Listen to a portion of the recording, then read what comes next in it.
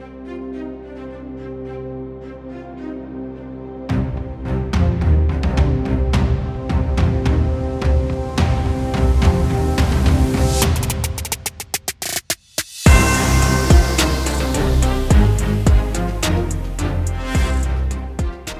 for tuning in to the Football Talk Squadron. I'm Dutch.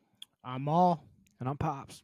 And this is our college football prediction episode. So we'll go through who we think is going to win the 4 major conferences. I didn't say 5 because the Pac-12 is no longer a conference, unlike what Oregon and Washington State would like to believe. But before we really get into it, I think that a good way to start this episode for you guys watching at home, for everyone else, Maul will get to explain, is Maul shared this with the group, a few weeks ago, and I loved it. And it brought a lot of discussion. So I was going to let him sort of explain it and go from there. And then it will really help lead into the conversation of this 12-team playoff because it's chaotic. And this gives a little bit more chaos to it. Yeah, so you said you love it. I hate it. And I was pretty adamant in the text that I sent about it. For those of you watching, I'll kind of explain how to read this here in a second. For those that either can't watch or aren't seeing it, I'll kind of just explain it. Basically, there's just a smattering of about 25 to 30-ish teams, kind of top to bottom. And on the left, there's a ranking scale. It starts at 3, as in mulligans, 3 mulligans, and it goes 2, 1, 0, and the 0 just says just win, baby. And then it starts counting back up 1 through 8 as far as upsets required. So you can imagine this kind of graph with all these teams scattered everywhere. And basically the upsets required, and the graphic is titled regular season mulligans / upsets required to be the CFP at-large discussion. So obviously upsets required. That's how many games that you're not going to be favored in that you need to win in order to kind of even just be in the discussion. And then on the opposite side, mulligans are games that you are going to be favored in and you can lose and still be in the CFP discussion.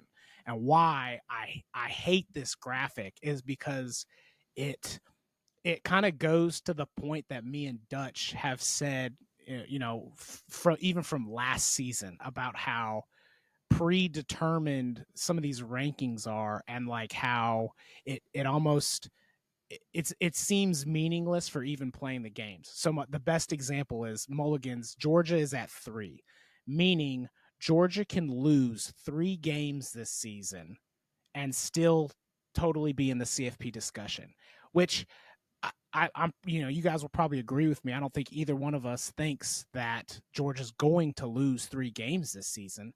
But if they do, instead of us being like, well, maybe Georgia's just not that good, like maybe they're pulling a Texas A&M, it's just like, nah, give them 3 free passes and let's still just put them in the CFP. And I just hate that because got it. It's just some graphic that somebody put up. It's not like an official whatever.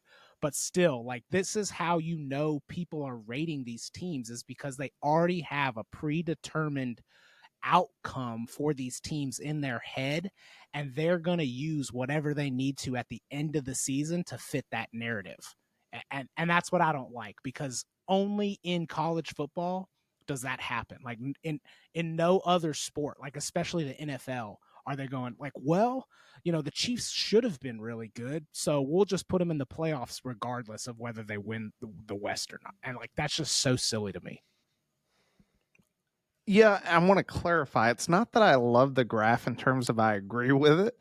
It's more that I love the fact that I feel like this is probably the most honest piece, like, of college football, like, literature that there is in terms of how the playoff's going to work. Is that because I know that I've went through my list. I told you guys before we got on that Pops was a little delayed in getting on. I was like, dude, I'm going through this for like the 69th time, changing my 12 teams. And it's because of this like mindset that when you start looking at it from how is a committee going to view different teams, and it's more like sort of the Ohio State, like what type of pass are they going to give the teams, that it's like, oh, well, yeah, they didn't make their conference championship. Yeah, they have 2 losses, but we still think they're way better than like the team I look at, UCF. It's like, oh, you got to have 4 upsets in order to be considered for this thing. And that's where I sit back and I'm like, so you're telling me that if like UCF has one loss to their name and Georgia's sitting there with 3 losses to their name, that the committee's going to be like, oh, we're putting Georgia in. And I'd sit back and go, that's exactly what the committee's going to do.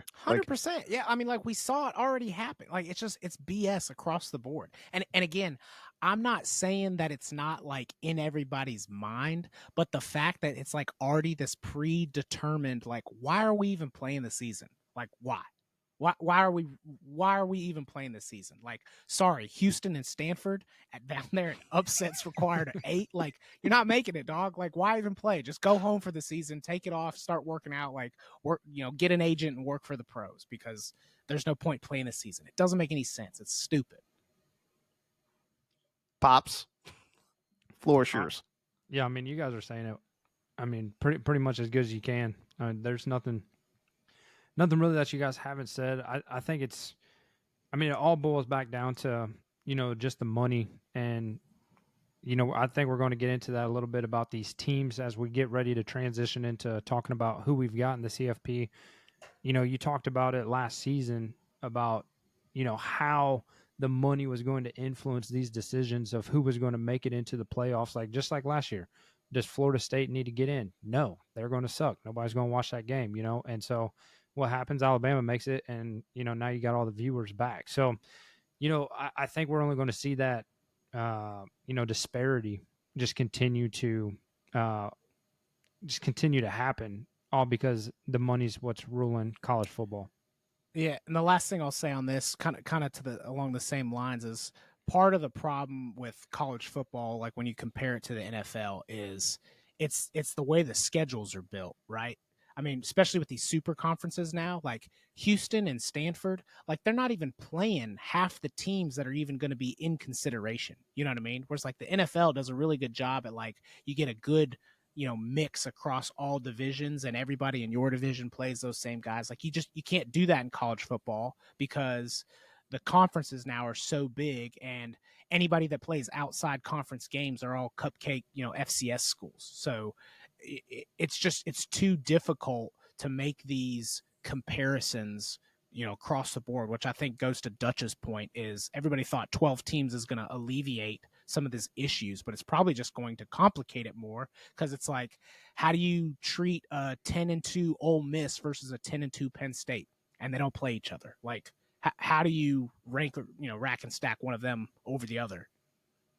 And it's easy. The answer is always going to be, at least until something else changes, oh, well, they played in the SEC, so give it to them.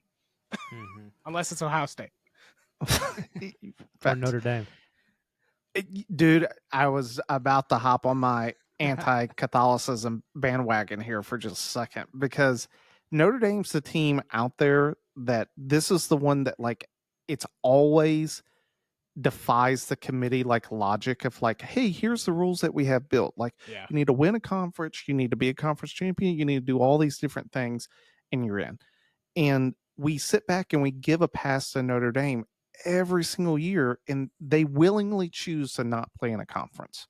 Mm-hmm. And then you sit back and you look at some of these teams, like one of the ones that I don't even think I'm looking right now, I don't even see them on this graph, is I don't see a single one, a non-power, like none of the 4 conferences, which someone's making it from a different conference this year, whether it's Memphis has sort of been looked at from the American Conference as possibly getting in. Someone else is getting in, and it's going, I guarantee you they're going to be the 12th seed. Like, I don't care if Boise State runs the table and goes undefeated, they are going to be the 12th seed no matter what. Why? Well, they don't play in a power conference. And you sit back and you look at Notre Dame, it's like, I guarantee you that if Notre Dame is undefeated, they will be the number 5 seed. Like, them not being in a conference, the only thing it's going to cost them is not being a top 4 team. Well, can they even be a top 4? Like, I don't know if they've even thought that far out. No, they can. It says the 4 conference champions, but so they can't. Notre Dame can't even be a number 4, 1 through 4. No, even if they're number 1 in the nation, they won't be a 4 seed, a top 4 seed. That's ridiculous. See, I mean, like, it's just.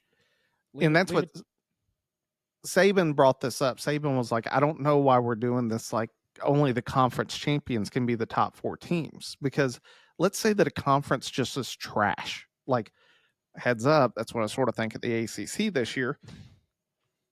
I think it's going to be a mixed bag of who knows what. And what comes out of that is not going to be a team that you're like, dude, that's the team. That's the number 3 or number 4 team in the country. I think everyone's going to be looking at that like whoever wins that matchup before them a free pass. is getting a free pass because that team sucks. Like, and that's like, I agree with Pops, especially with both. Well, what both of you guys are saying is that when they expanded this, that's like the only. When I looked at my schedule, I'm not sure if you guys built it the same way. So I started with my top 4 teams, like the conference champs. Mm-hmm. Then I played the same game. I know we talked about this in depth last year, was when the committee chose to put TCU ahead of Ohio State so that that matchup didn't happen again. If you think that like Georgia is sitting there at a number 1 seed and they're going to have to either play Bama or Texas or Ole Miss again, it's not going to happen because they don't want that. Yeah. They're going to make it a Big 10 versus some other conference. Like the outside games, if you think those rankings aren't going to stagger so that they don't have repeat matchups after the first round, it's not going to happen. Like they don't want a team playing for the 3rd time against another opponent. Just don't want it. So when I was building my bracket, I did the same thing. It was like I kept getting caught between, hey, these are the rules that they set out, which they specifically say that they're not going to change rankings based on matchups. But you know the fact that they're even thinking about that enough to put it in their rules that they're going to do it because they've already done it. Exactly. So I was kind of caught in between like following the rules that they set out versus like what I think should happen and what I think's actually going to happen. So I had a couple iterations of mine as well, but I'm with you, Dutch. Like I went through and I'm like, they're not going to put Bama versus Georgia in the second round, right? Like they're going to put them on the second, or on the bottom of the bracket so that, they have to work their way to meet each other. So my like 1 through 12 doesn't quite fit a lot of the where I think people are going to finish. It's just where I think ultimately they'll get put in the bracket so that the matchups make sense. Yep.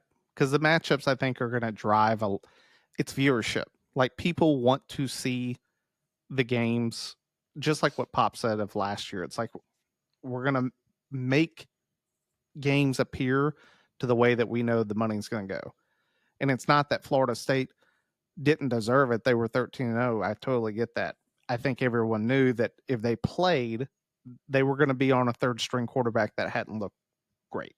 And that wasn't going to bode well, especially the year prior in the national championship game that I think people had already determined after the kickoff that TCU was done. So it was over quick. With that, do you guys want to just start with the conferences and go through your conference championship games? Or do you want to talk about sort of how you see the season going? Where do you guys want to start in terms of going through this? Dealer's choice. All right. So I'll say this little piece and then we can get into it and we'll see where this goes. This is my personal opinion of this season, especially since Caleb Williams left. You started this, Maul, back when you were like, oh, I was on a layover and I watched the Georgia spring game. And you're like, man, I'm not saying he's terrible. Carson Beck sort of sucks. Like, there is not elite talent at the college quarterback position this year.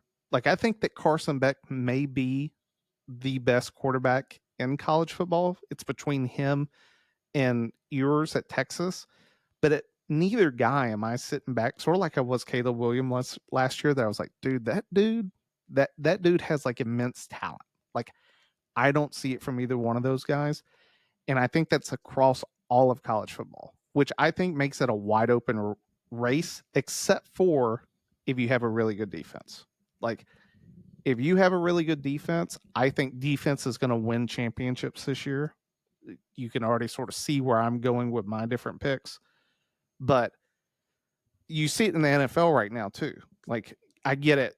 CJ Stroud came out, looked great. But think about this year's class. Like, because I have a feeling the boys are about to go like 6 for 6 and calling these trash first round quarterbacks with Bo Nix Yeah. and all these other guys that are going to suck. JJ McCarthy's, looks like the second. It's funny because he's behind him. Sam Darnold is going to teach JJ McCarthy how to see ghost on third down. Like, I'm calling it. That to me is where I sort of sit back and I look at this season and I'm just like, dude, I don't really see any team out there outside of possibly Oregon that puts up good stats offensively, which we can get into the Oregon talk here in a little bit, but it's one of these ones where I don't see an offense out there that I'm like, yo, dude, that offense this year, that's the team to watch out for. Yeah, I'll kind of echo what you're saying. Georgia's my number 1 seed. I'll just go out and say it. And again, it's primarily the defense. I don't think Carson Beck is bad. I just think he's going to get so much credit for just being good enough. Like, and again, I don't think that he's bad, but I think he's only going to be good enough that his defense is going to basically pull him through, or he's not going to have to score that many points because his defense isn't going to let up any. You know what I mean? One of those type of things. Yeah. I would make the argument that I think Quinn Ewers is actually far better than him. Like, if you put Quinn Ewers on Georgia, it's just a no-brainer at that point. You might as well just hand him the trophy. But that's other than that, though. Yeah, I'm with you. I think the quarterback play kind of across the board. Honestly, if he wasn't on Utah, Cam Rising's probably up there as far as like actual talent, goes. But we'll see what happens there. But he has usually a defense to help him out as well. So, I don't know if you want to get into the conference championships, or you just want to start talking ranks.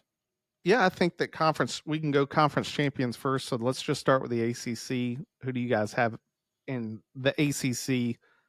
If you got both teams, go for it. If not, if you only have a conference champ, just say that. I can give you mine. Mine's going to be a little bit of a surprise. So I've got Clemson playing in the ACC championship, but the team that I have them playing against is Miami. And it's because Miami really only has to beat Florida State. And I looked at Miami's schedule last year. They were in every game. Like, they didn't get blown out. They get Cam Ward, the quarterback from Washington State. I think they fixed that problem that they've had. They've recruited exceptionally well. To me, this is a good year to be a Miami fan. And it's because Florida State got decimated in 2 different ways. One was through the draft, and then the second was they had to go out and get DJ Uiagalelei, who we know has struggled in the ACC when Clemson was a powerhouse. So I actually have Miami winning and being the ACC champ this year, and they are going to be my number 4 seed.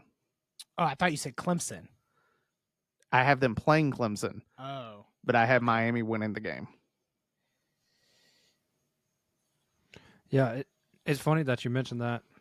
I was looking at that too, and those were the 3 teams that I kept fighting back and forth on.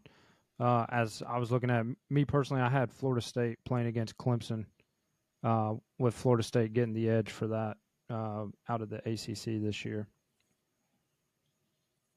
See, I have Florida State playing Miami, and the only reason for that, I'm in the same boat as you guys. It was like Florida State, Clemson, Miami is kind of the only 3 that I was even considering. And the only reason for that is just based on the schedule. I think Miami and Florida State is going to be kind of the back and forth, but Clemson plays Georgia week 1. And Good luck. I think that's like, yeah, I mean, I think it's a guaranteed loss, and it's going to be like one of those just like, oof, it's going to like set this tone early where people just going to be like, Clemson's out. You know what I mean? Like, they're done.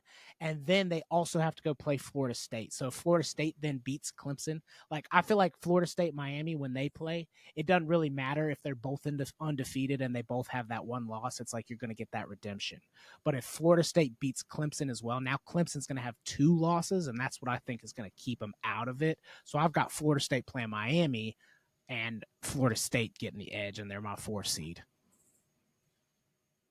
It's funny that you say that because the game that immediately came to mind is when Oregon played Georgia in the opening game in Atlanta and got the absolute break speed off of them, and it changed that entire season for Well, Oregon. yeah, and you think about it, like Oregon wasn't even relevant again until like week 10 or 11. All of a sudden it was like, man, Oregon's actually doing pretty well, and they haven't lost since that Georgia game, right? Like, but it took But then like, everyone was like, "Did y'all remember seeing that Georgia game?" yeah, but it took like 10 weeks for people to forget about it, because that's how I feel like that's going to be the same thing that happens to Clemson.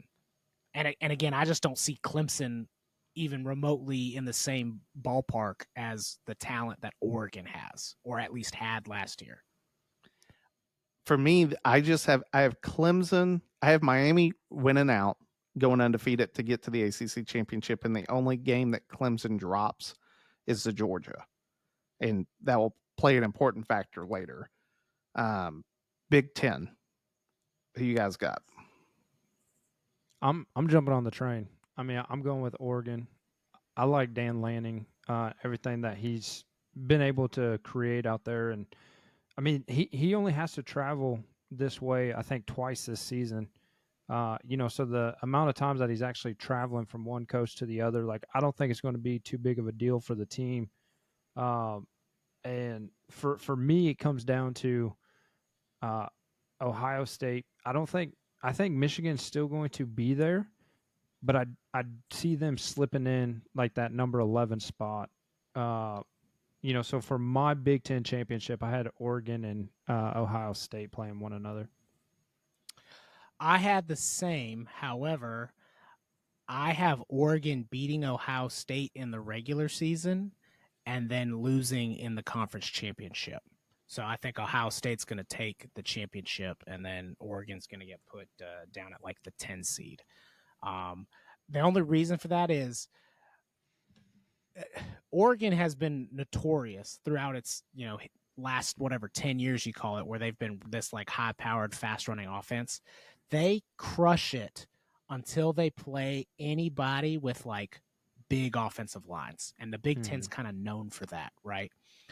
Ohio State's the one team I feel like doesn't really ever fit that like Wisconsin, Iowa, like, 3 yards in a cloud of dust type of mold.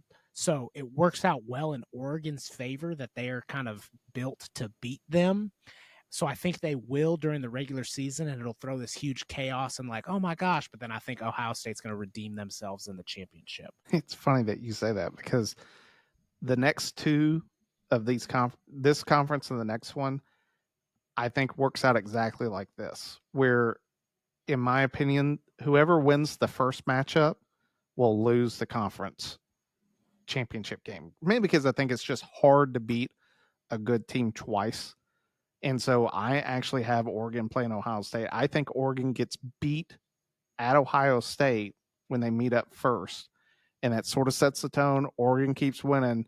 They get back into the Big Ten championship, play Ohio State again, and beat them this time, because it's just hard to beat a good team twice.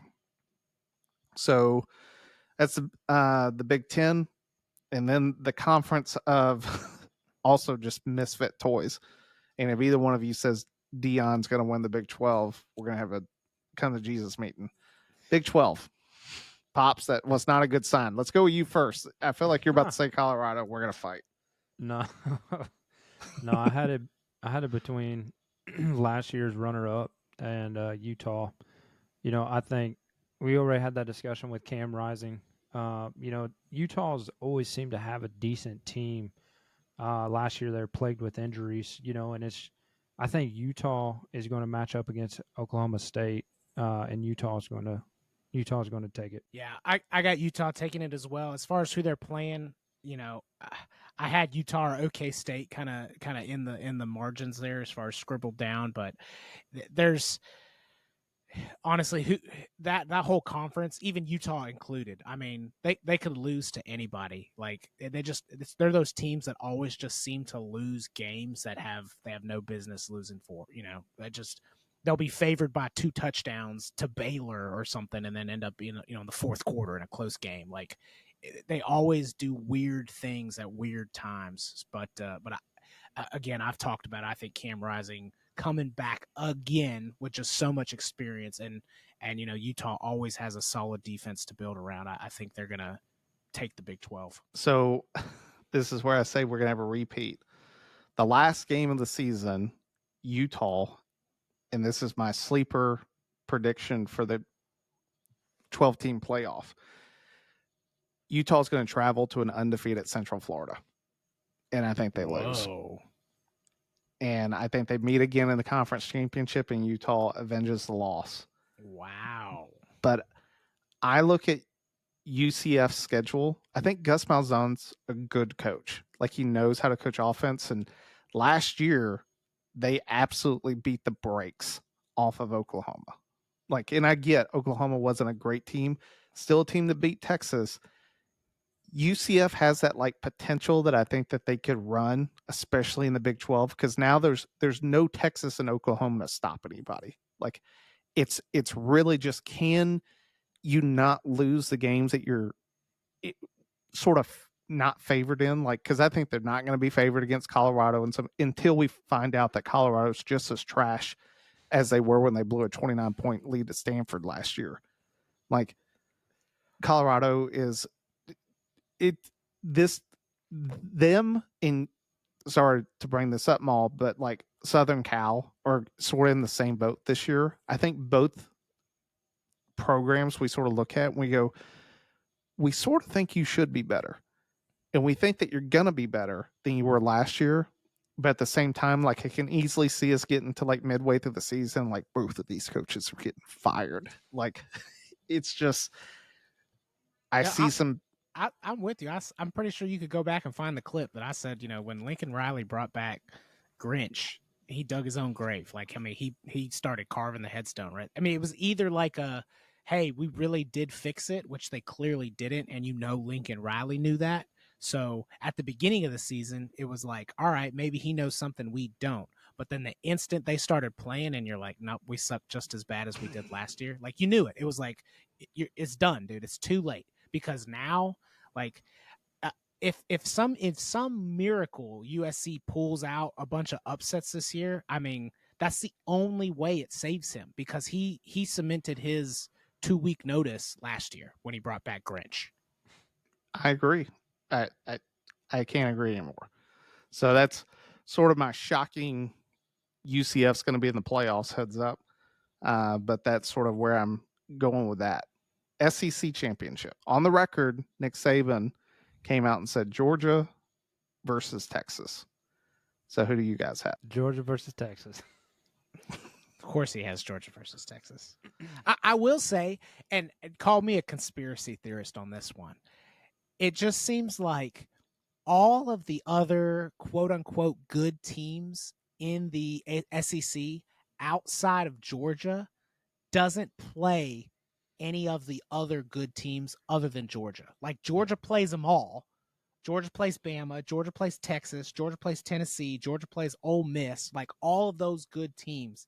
And nobody other than Tennessee plays Bama and Georgia. But, like, none of those other teams play anybody other than Georgia. So it's like, I've got like 5 SEC teams in my bracket because they don't play each other. And this is where I go conspiracy theory of like, oh, now we've got this super conference. They all have to play each other. And SEC is like, not so fast, my friend. We can make this work. It was a toss-up for me. I had Georgia and Bama. Call me boring, but I guess I'm the outlier here.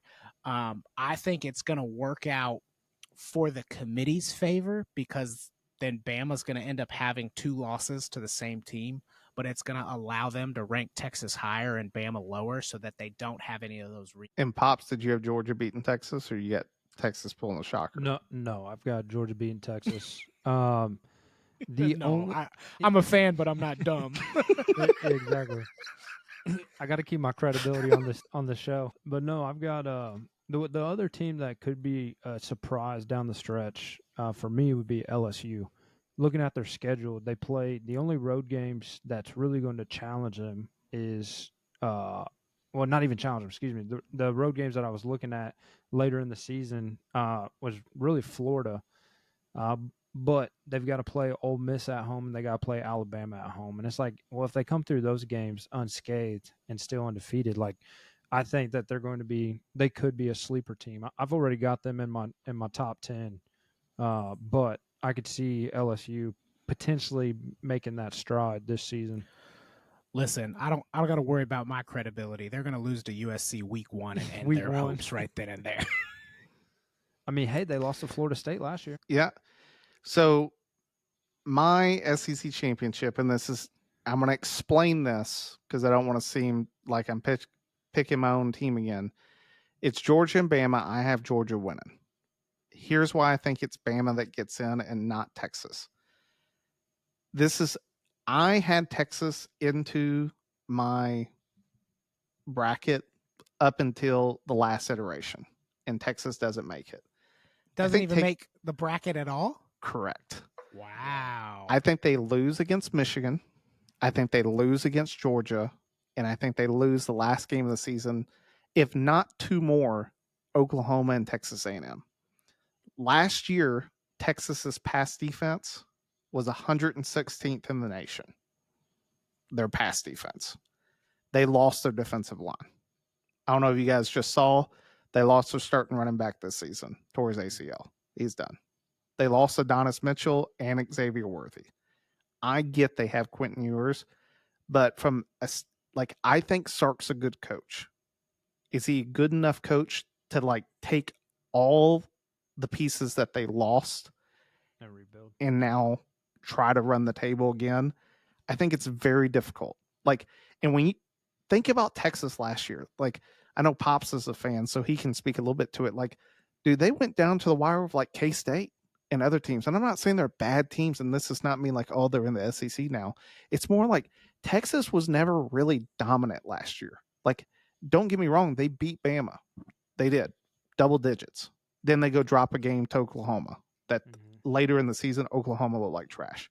Exactly. I just sort of think that this is a down year for Texas because they've also Michigan's going to be fired up. That will sort of define Michigan in a lot of ways for me. We'll see what happens, but that's just sort of where I'm at with Texas.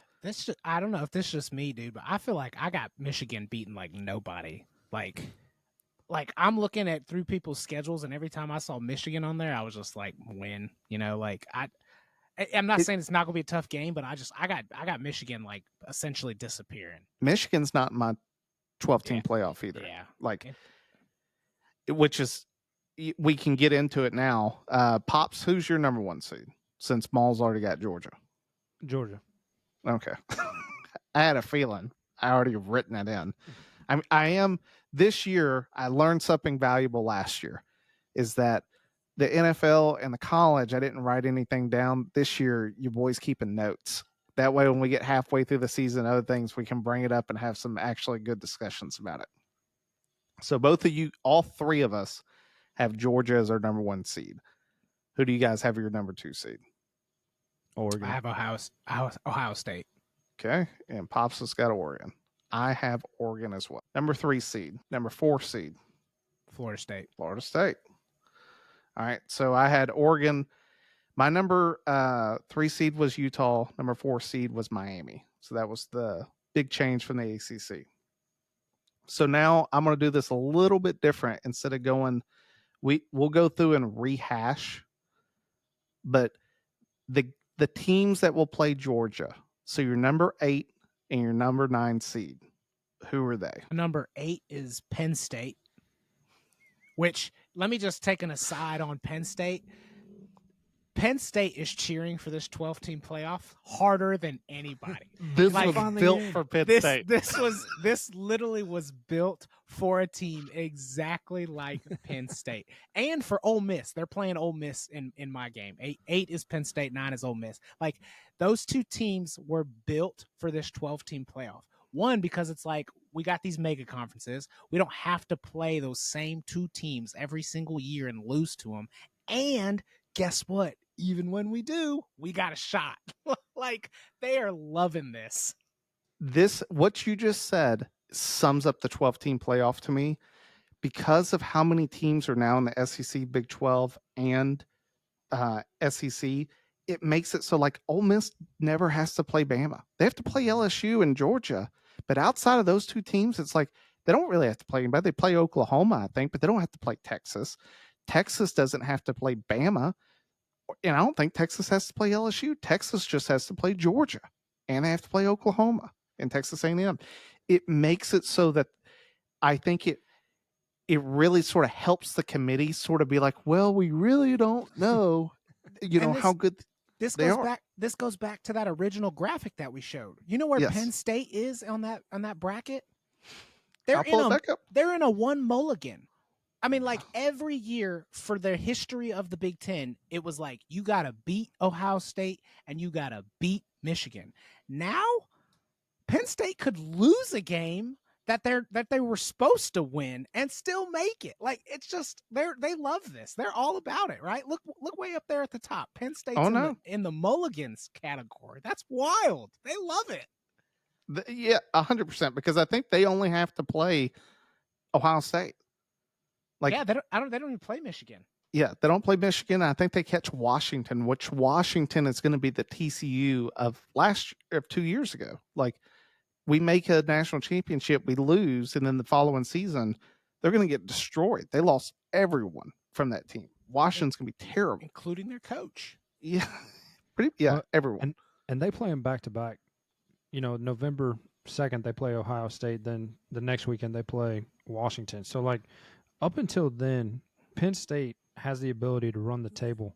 They're playing West Virginia, Bowling Green, Kent State, Illinois, UCLA. Sorry, Maul, USC. And then Wisconsin. So maybe they escape with one loss there.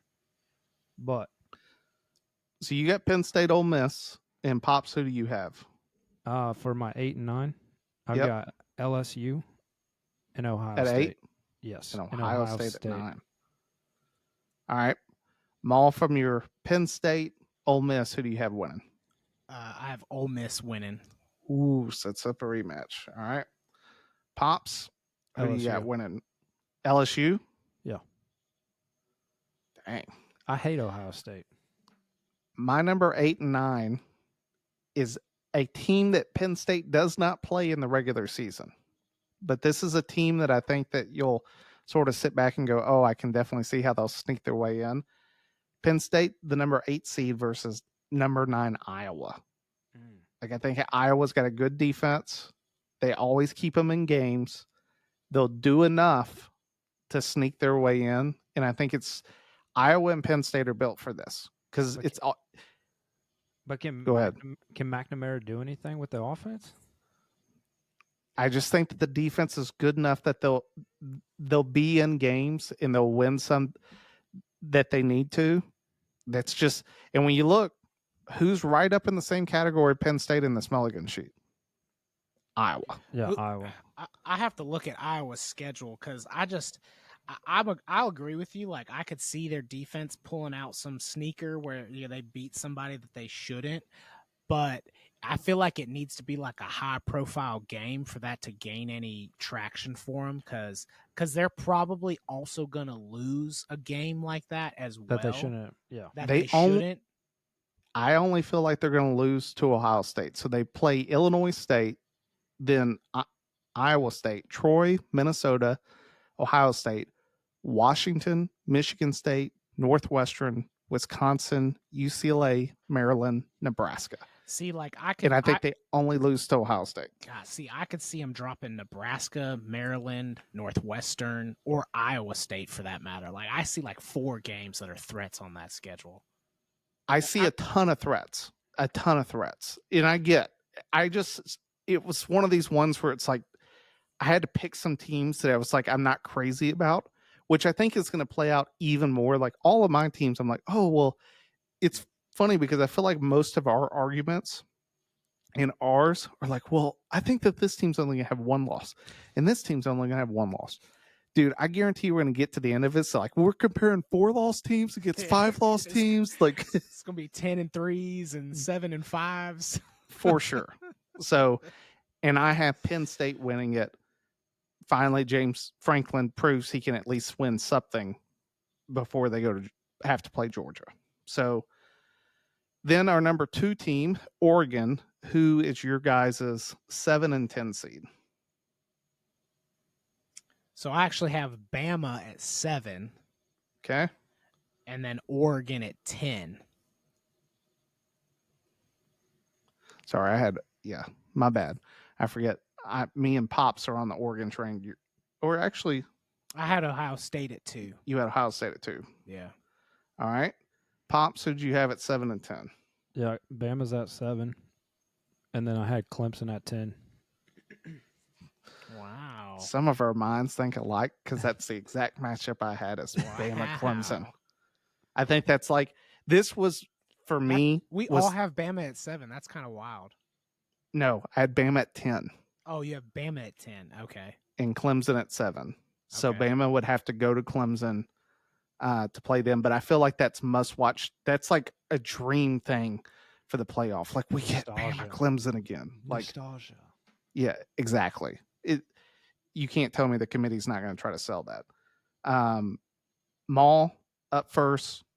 Who you have winning, Bama or Oregon? I think Bama takes it. Okay. Pops. Same. I have the same. I have Bama beating Clemson. So then the number 3 team, which we all had as Utah, they're going to play the number 6 versus the number 11 seed. Who do you guys have as your number 6 and your number 11? My 6 is Notre Dame. Gross. I know. I mean, but we talked about it. Like they're going to have maybe one loss. If that, they might be undefeated. And I think Notre Dame loses to open the season against Texas A&M. Watch. Yeah. I mean, clip it. You save this clip because it's. I mean, I hope, but I think they're going to be probably undefeated. Maybe 11 right now, and 1. 41 minutes 33 seconds. Paul says clip. Yeah, and Sam Hartman is supposed to be the Heisman winner. Yeah, well. So you got Notre Dame playing who? I've got them playing Tennessee. Tennessee is my number 11. Wow. Tennessee making it into the playoff. And I mean, just think about it. We're talking about the hype of, the SEC, the hype of they were one of these other teams that are built for it. Like they're going to play Bama and Georgia, even if they lose both those games, but then run the rest of the table. I mean, like that's an easy, like, oh, we've got 2 losses, so we're the number 11 seed, but we play in the SEC, put us in. Pops, number 6 and number 11. Yeah, my number 6 is Texas. I think that comes down to, just their loss coming out of the SEC championship. And then for number 11, we've got the new Penn State, Michigan. I've got. Sorry, go ahead. I got Texas winning that matchup. Okay. Maul, who do you got winning yours? Yeah, I got Tennessee beating Notre Dame. So this is where I get interesting. I've got Ole Miss at my number 6 seed because I think they only lose to Georgia in the regular season. Bama only has the 1 loss. They go play Georgia again, catch that second L. So I think Ole Miss is ranked higher than Bama is in the bracket, which they're going to play some games with how they determine these seeds, which will help them in the long run of creating matchups that they want, which is why we went to a 12-team playoff. And I've got them playing Central Florida.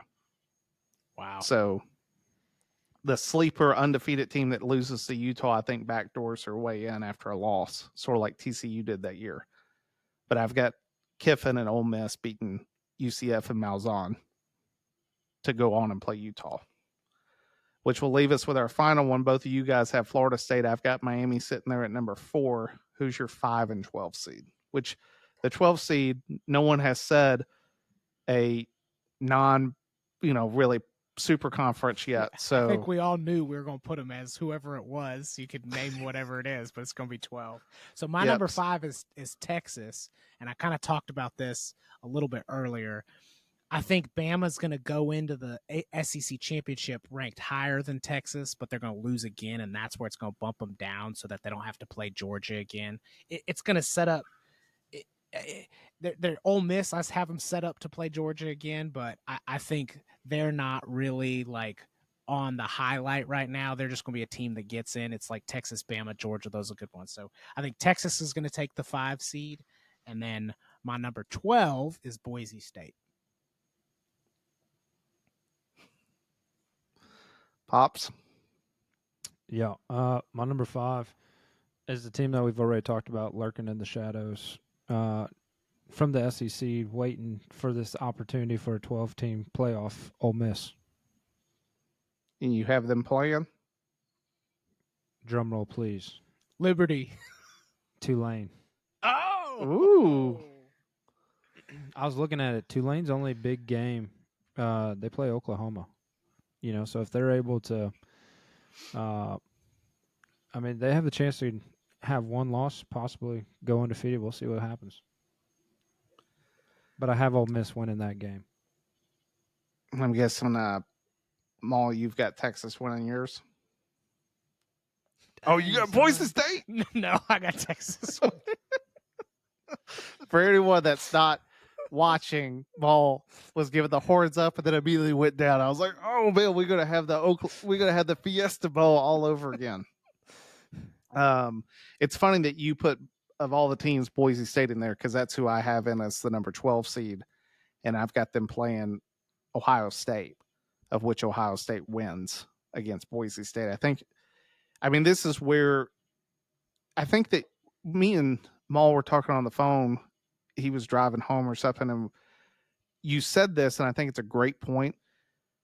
The committee's going to put some underdog into it for the pure perspective of, if chaos happens, that it boosts the ratings through the roof. It's a win-win for the committee. Yes. One, name whatever team you want. It doesn't matter. It's Boise State, it's Liberty, it's Tulane, it's Memphis, it's UTSA. Whatever team. There's going to be an AAC or a Mountain West champion that has more wins than anybody thinks they should have, and they're going to get in strictly because it's a win-win for the committee. If they upset Texas or they upset Ohio State, or who do you have them playing, Pops? Ole Miss. Like if they upset one of those teams, again, it's like March Madness. Like, people love that Cinderella story. That's gonna, like you said, boost ratings. But especially because this is the first year, and this is like the whole purpose of why they expanded to the 12 team, is so that more teams could get a chance. This is going to be like their scapegoat, because when they go in there and Liberty gets beat by Bama 52-0, at halftime, and they're just like, mercy rule, it's going to give them fuel for the next years to come, to just go, look, we're not putting one of these trash conference winners in, unless they're like undefeated, beaten teams. If they're just like you said, Tulane doesn't have anybody hard on their schedule. Might work out for them well this year, but next year, if they do get blown out, I guarantee that's not going to cut it. You know what I mean? And the committee's going to say that, like, we need you guys to play harder teams in order to prove to us that you deserve to win. So it's a win-win for the committee, because either they get Cinderella story boosted ratings, or they get firepower and a leg to stand on next year when they exclude them. I get that. Sorry, I'm writing down the following notes of your next games. So we'll start with the number 1 seed for both of you guys, Georgia. Maul, you've got them playing Ole Miss, and Pops, you've got them playing LSU. Who's your guys' winner? Georgia. I should have just had you guys say it on 3. Had a feeling that was going to go that way. You can just put them in the next round for me. And then put them in the next round. Keep it going. Yep. Oh, well, I'm not going to spoil it. Number 2 seed, Maul, you've got Ohio State playing Bama, and then Pops, you've got, I have Georgia playing Penn State. It's Georgia. Number 2, you've got Oregon playing Bama. I have the exact same matchup in mind, that Oregon's playing Bama. Who do you guys have winning? Bama. I have Ohio State beating Bama. I have Oregon beating Bama. I think that this is Bama, to me, was the most confusing of these teams to like pick from. Not just, it comes from like, I've watched them for the past like 15 years under Saban. It's one of these ones where I think that they're going to get the benefit of the doubt in terms of being Bama, but at the same time, Saban's no longer in the building. It really is a different program. Like, it's completely different. It's the same thing that will happen whenever Kirby leaves Georgia, it will no longer be Georgia. Like, I don't care who you Kalen DeBoer may be a great head coach. He may win a national championship there.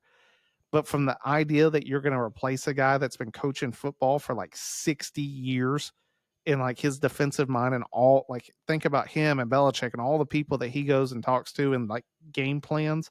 The idea that Bama's defense is not going to drop off this year after having Saban behind the realm, like, you're crazy. That's how I see him. But do I think that Alabama A is going to give him the benefit of the doubt? Absolutely. Yeah. Like, it's going to put him in situations that he probably wouldn't have been in otherwise, and that he might squeak through on a few, but at some point it's going to catch up to him. And see, I get that. And this is where I took that route of how Maul was talking earlier about the size disadvantage of Oregon. I think this is where it catches up to them, is in the CFPA. Like, I personally think they could escape through the Big Ten, but when they get to playing the SECs, we're going to see exactly what happened to them, to open up the season last year. I have Bama beating Oregon just a round earlier, so I mean you're right there. We got the same mindset. It's just I think Ohio State's better, and I think they're gonna get a good look at Bama playing Oregon, and they're gonna know how to beat them in that next round. So next we all have Utah playing somebody. Maul, you've got Utah playing Tennessee. Pops, you've got Utah playing Texas. I'm gonna guess that Texas wins that game based upon that. Horns up signal. That's a 15-yard penalty in this this podcast. I've got them playing Ole Miss. So, Pops, you've already declared Texas as your winner on that. I can tell that from your face. Maul, who do you got? I got Tennessee beating Utah. See, I feel like now how my bracket is working, like, it ends up being March Madness, where you're like, all right, I'm gonna go crazy right out the gates, and it's like, all right, now I got to start conserving points, and put the big dogs in the Final Four. Yeah, I have Ole Miss beating Utah. Nobody so it's has funny. Utah getting out. Nobody has round. Utah getting out, which I can totally see happening. Like, the Big 12's just want. Utah is a team, like, Utah could be the Boise State. And at the same time, as I'm sitting here hyping up Cam Rising, they could not even be in the playoff. Listen, especially and even more so if it's not Utah. Like, think about if it is OK State or or Kansas State. Like, think about if it's not Utah. They're still going to be in that same spot, and they're going to have to play one of these teams. Like, it's not crazy for us to think that Big 12 winner is not going to escape that first round they play. And this is where it could get interesting with the playoffs. Like, let's say that the Big 12 champ is like a 2 or 3 loss team. Like, not a great team. But then let's say, like, you have someone like Memphis or Boise State or Tulane that's sitting there either undefeated or 1 loss. Like, I could see the committee. It'll be interesting because the year that USC lost to Tulane, if they had had a 12-team playoff, Tulane would have been the number 4 seed in the playoff because they were the highest ranked of a conference champ. So it's not just the Power 4, it's the top 5 highest ranked conference champions get an automatic bid, but 1 through 4 are dictated by what's the actual ranking of the highest ranking of the conference champs. So I think that it opens the door of the Big 12's trash this year to see. The good news for the Big 12 is there's not a lot of competition. Yeah, and I think the committee knows that going in, and if they have some type of feeling of who they think is going to play in the Big 12 championship, like, I have a feeling they're going to have them ranked higher than like a Memphis or a Tulane or something like that, just so that, like, whoever wins, they can just go, oh yeah, they were the highest ranked. You know what I mean? Like, they're going to play those games prior to the actual conference championship games. Which is why I don't think, like, if you go back a few years when Tulane was ranked like that, that will never happen again. Yeah. Like, it just won't. So then you two guys both had Florida State. I had Miami. You guys had, Maul, you had Florida State playing Texas. Pops, you had Florida State playing Ole Miss. I had Miami playing Ohio State. Maul, Florida State, Texas, who do you got? I got Texas winning. Texas. Pops, you got Florida State, Ole Miss. Who you got? Ole Miss. Ole Miss. I've got Miami, Ohio State, and I've got Ohio State winning that. So on the opposite side of the bracket, we've got Maul, you've got Ohio State playing Tennessee. Pops, you've got Bama playing Texas. And then I've got Oregon playing Ole Miss. So, wow. Yeah, I know. Maul, Ohio State, Tennessee. Who you got? Ohio State. Ohio State. Go ahead and throw it up. Dude, I don't know, man. This is who you got? You got Bama or Texas? We'll give it to Texas. Okay. Sit there and lie to me. Knew what you were going to do. Don't act like this was like some type of days of our lives. Let's cut the commercial. I'm just trying to sugar you up. I know. Just adding this daytime drama to our lives. I've got Oregon versus Ole Miss, and I've got Oregon winning and advancing to the national championship. Wow. On that side. Hell yeah. That's not a tough route for them. I mean, Bama's, I think, going to be a harder. If they could get through Bama in your bracket, they're going to be like, thank goodness, and they'll be golden. Yeah. Which this is something that I probably should have started off with this with the outside. Whoever is the highest ranked seed in the first round, it's a home field game. Mm-hmm. They play. Penn State's going to get a home field game. For you guys, Bama gets to play home field. I have Clemson at home field. Ole Miss gets a home game for me, and Ohio State gets a home field. For you guys, Notre Dame gets to play at home. Maul, you got Texas, Notre Dame, Bama, and Penn State all playing at home. And Pops, you've got Ole Miss, Texas, Bama, and LSU all playing at home. Let me tell you, I'd love to sit back and tell you that of those four teams that I just listed for Pops, that I'd go to Bama to watch that. I'd go down to LSU. You can't tell me that would not be the rowdiest stadium. Like, there's not an episode that they could put out. You know, they could redo the last season of Game of Thrones. It will never compare to that game down in LSU. That will be absolute chaos. Yeah. They'll probably have to ban alcohol after that game. Not because it's illegal, but because they ran out. They drank the entire state dry. OBJ would be throwing out money again. Oh my gosh, that was amazing. You know, I don't know if you know that. You know that whole. They have a song, Neck. Yeah. If you don't know what that song is, in order to keep it a little PC, they, the band plays and they have a very unique chant that goes in with that. Well, they were, as most colleges would be, banned from playing that song, and they were told, if you play that song again, it's going to be $1 million fine. Well, OBJ was down there during the Burrow year, and he went up to the athletic director and was like, play Neck. And they're like, dude, we can't. Like, we'll get fined. And he's like, how much? And they're like, $1 million. And OJ was like, I'll pay the fine, play Neck. And they played Neck. Which I was like, that's real money. That's baller. All right. So then I've got Georgia playing Ohio State. Pops, you got Georgia playing Ole Miss. Maul, you've got Georgia playing Texas. And on 3, we can all say 1, 2, 3, Georgia. So that made it easy. Can I go back for a second? You made a big point about the home field advantage, which I think is a big bonus, obviously, in college football. But I've only got 2 out of the 4 home teams winning those games. I agree that it could go that way. It will just depend on like the team, because I think that some of these teams are going to limp their way into the playoffs, either getting beat again and SEC.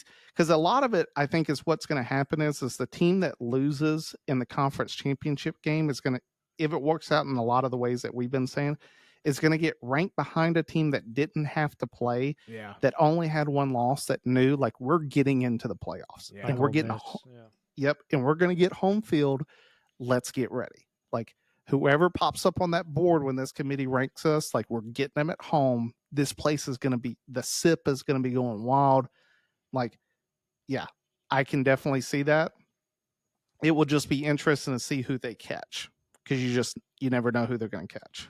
But anything else on that point? Sorry, I didn't want to cut you off. No, it's just, I mean, you bring up another point of, your 8 and 9, whoever, we had each, like those could easily be flip flopped. You know what I mean? Mm-hmm. Like in the 10 and 7 even as well. Like both of those could be totally flip flopped, just depending on where the committee wants to put certain teams for non-rematch purposes. I don't know if you also guys saw this. I will say my wife is going to, all of our wives are going to absolutely hate us during this time period because it goes like playoff game, NFL game, playoff game, NFL playoffs. It's like all like right there. And I'm just like, my wife is going to hate my guts because for 6 straight days, I'm going to be like, I'm sick. I gotta lay on this couch and watch these games all day. She's downstairs. I can already hear her sharpening up the knives. So national championship. I've got Georgia playing Oregon. Pops, you've got Georgia playing Texas, or else I would say on 3, everyone say the national champion. And then Maul's got Georgia playing Ohio State. I think we probably still say it on 3. Okay. 1, 2, 3. Georgia. It will, I'll start it off and then you guys echo in. It will shock me if Georgia's not national champion this year. And the only reason, unless it's injury related or the fact that Kirby doesn't ban players from driving on the roads. Hey, they're taking defensive driving class now. Did you see that? Did you guys send that in the group chat? Yeah. I sent that picture of the defensive try. My favorite's been the most heated rivalry in college football this year, and it's just Georgia versus like the Atlanta PD or whatever it is. I remember when the NCAA football game came out, they were like, oh, this is what it looks like when you're trying out for Georgia, and it immediately throws you in Grand Theft Auto and you have a 5-star rating, and it's like, can you get away from the police? Gosh. But why do you guys have Georgia? What's your logic with Georgia being the best team?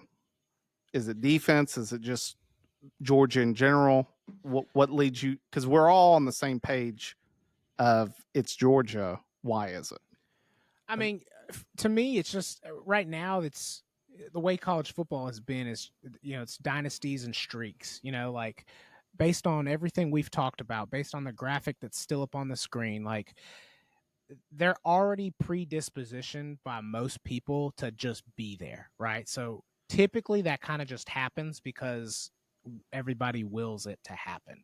Now, I mean, barring 3 magnificent upsets, they're still going to find a way to get there. And even if they end up as like the 8 or 9 seed, they'll still, because they will make it, can still get themselves into the playoffs. So like they already have multiple advantages to even just get there, right? Like some teams, it's like we got to do everything in our power just to get to even have that opportunity. Georgia's got like 3 paths already to even get the opportunity. And it's not like they lost a ton of players, right? Like they didn't lose their head coach. Like from a teams that have been recently good, they are the only ones that are like coming back with proven records and stability. Like Alabama lost their coach. Ohio State has been kind of up and down, and they're on the fence, but that's why I've got them playing against them. But like Texas, yeah, they had a good season last year, but like they're still kind of up and coming in, like they haven't really won anything recently. You know what I mean? So like they're the only ones that have like a proven recency and stability going into this season. For me, it's pretty much the same thing that Maul's alluding to. It's just the plug and play, with a new team. You got some guys coming back, but then it's like, all right, we've got a 5-star to fill this position. We got a 5-star to fill that one, a 4-star for this one. And it's just like the success that they've had, in the late 2010s and now into the 2020s. Like their ability to recruit and Kirby turning that into the dynasty, like we're talking about. I mean, you and I, we talked about it when we went on that NIL rant the other day. Like the team that we see taking that next leap forward to replace Alabama is going to be Georgia for the next, until Kirby Smart leaves, essentially. Unless the PD shut down that program. But I mean, looking at the schedule for this year, they go on the road. They got to play Alabama at home. They got to play Texas at home, and they also got to play Ole Miss at home. Really, they play Alabama early in the season. It's at the end of September, so for 1 month, about 6 weeks from now, they're going to be playing Alabama at home, and it's like it's still early in the season. Teams are still trying to figure out who they are, what their identity is. They travel to Austin midway through the season. That's going to be a tough game, regardless of just the environment. And then to finish up with Ole Miss, after that, they get UMass and Georgia Tech, to finish out the season. So I mean, it's going to be like them playing Appalachian State, their tune-up games before they go into the playoffs. I just think Georgia has Kirby Smart, better yet, has been able to set that foundation.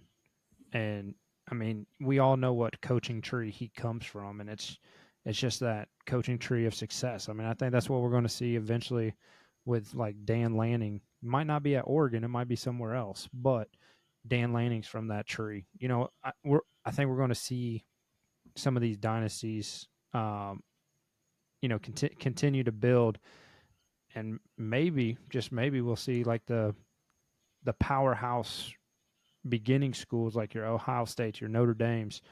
I mean, possibly even Texas if Sark doesn't figure something out. Those schools start to slip by the wayside, and this is the new era of college football. I don't want to steal Maul's total idea because of something that he said it, so I have to give him credit to saying this, but it's a very true point. One of the teams that is bringing back a lot of different guys, but they're also bringing in a transfer, which Maul called it on the phone with me. He was like, I wouldn't be surprised if this guy is winning the Heisman by the end of the year and putting up gaudy numbers, is Dylan Gabriel with Oregon. Mm-hmm. Like, they'll have a quarterback, and I think Oregon will be good, and I think Lanning knows how to coach defense. But what you talked about, Pops, is the reason that I think Oregon would fall to Georgia, and possibly why they fall to Ohio State, which Maul was talking about. Oregon has a good starting defense, the front 11. But where Georgia wins games is that when that second and third string defensive tackle come in, he's still a 5-star guy. Like, he's just all this dude's been doing is grinding the gym like Mr. T for the past 6 months, praying that he gets the opportunity to go one-on-one with some dude. And that's how Georgia wins games, is they just wear you down because they really don't let off the gas even with their next wave of guys in. Their depth is impressive, and that's where Oregon has to grow. Now, the good thing for Oregon is, we talked about it during the NIL thing, is Phil Knight has said, I don't care how much money I have to spend. I'm a billionaire. I own the number one shoe brand in the world. Pan.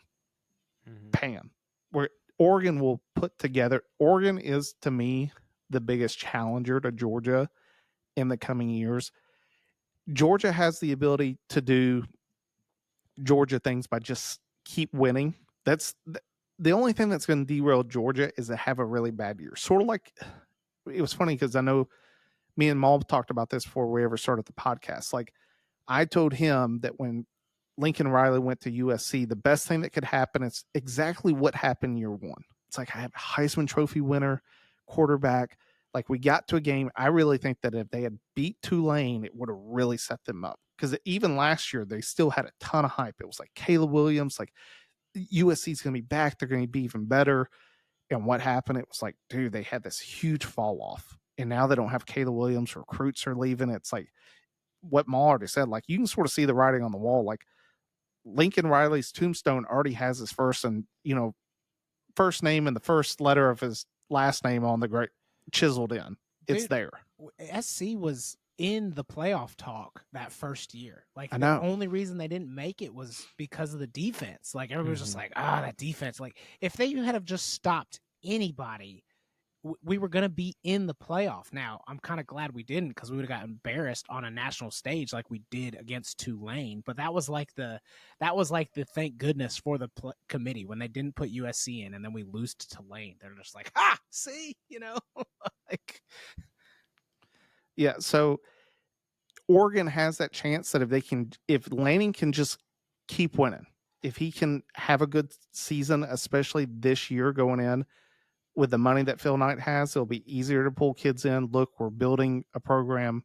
Georgia, yeah, you're going to get noticed. But the thing that I think Oregon will have a leg over Kirby Smart, that Georgia's known for one thing. What is it? Defense. They don't have guys drafted offensively. Like Adonis Mitchell, their best wide receiver 2 years ago, who'd won back-to-back national championships with him, leaves for Texas. Yeah. Why? Because he was like, dude, I want to get drafted. Georgia doesn't have drafts. Like, yes, they have George Pickens, but he didn't even go until I think like the 4th round. Like, you got Chubb. Well, yeah, you have running backs, but in terms of like, think about the last time Kirby had a quarterback. Like, what happened? He transferred to Ohio State. Like, Stetson Bennett was good. He won him 2 national championships, but at no point was anyone considering an NFL prospect. Like, and I sort of feel the same with. He's back. Huh? He's back with the Rams. He's back, but Matt Stafford's still there. Well, true, but I mean, he came back from his year-long sabbatical. He's ready to play now. That's what he says, anyways. Yeah, we'll find out this preseason. I would love to see him run on an NFL defense, because we're going to finally see what everyone hoped that we saw, and we're going to see a white kid just absolutely obliterate it in the middle of the field. Was it last year he was playing in the preseason, dude? He looked pretty solid. And now I say that with a grain of salt, because Davis Mills looked pretty solid in that Hall of Fame game. So you can put him on the same tier as that guy. But all I remember is someone, I think it was a Bama fan, said it, so I can't take total credit for this. But every time I think of Stetson Bennett, all I can think is after he won that 2nd national championship, they're like, yo, man, I give it to him. He did a great job. But let's get one thing straight. That man's going to sell a hell of a lot of insurance into the greater Atlanta area here in a few years. Like, that's where I'm at with Georgia. Is Georgia they just haven't been able to turn into what Bama did, which with like Bryce Young and Tua, like finding these quarterbacks. It's like Saban completely changed. They went from having A.J. McCarron and heavy defensive drafts, just like Georgia is right now, to then switching and being like, yo, we're an offensive powerhouse. Like, we have great, wide receivers being taken 1st round every year. That's the switch that Georgia has to make. Georgia has to be, because when that happens at Georgia and Kirby's able to have the best defense and have this prolific offense, it's 100%. Like, you can just go ahead and pencil in Georgia as the number 1 seed every single year for the next decade, as long as he's there. But glad we got that out of the way. Anything else before we wrap it up? No. That's all it. Well, thanks for tuning in. We'll get the NFL episodes up next with our predictions and Super Bowl picks.